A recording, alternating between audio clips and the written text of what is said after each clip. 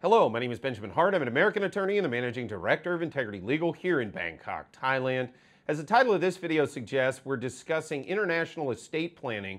Specifically, what we're talking about here is the interaction of Thai and foreign wills.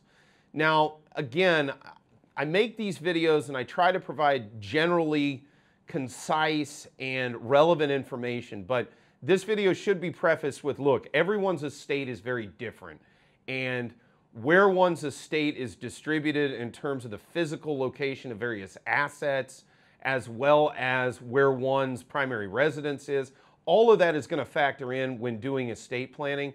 So it's really just at the outset, understand each case could be wildly different. So general information may not be overly useful on a case-by-case basis. It's a really good reason for those who are interested in this, in planning their estate, structuring their estate in certain ways. Probably a good idea to contact a legal professional to gain insight and guidance into how best to do that on an individualized basis. Now, that said, in a general sense, I'll discuss sort of Thai versus foreign wills because, again, the body of law that governs, for example, what we call probate in the United States, common law tradition, or what they call succession here in Thailand, these things there can be nuances in the law that are very different.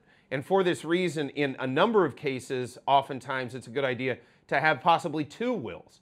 A will in one's home jurisdiction as well as a will pertaining to the property one may have here in the kingdom. So again, that may be one way of dealing with this. Sometimes a unified will structure is also a better way to deal with things. Again, it depends heavily on the circumstances in the case.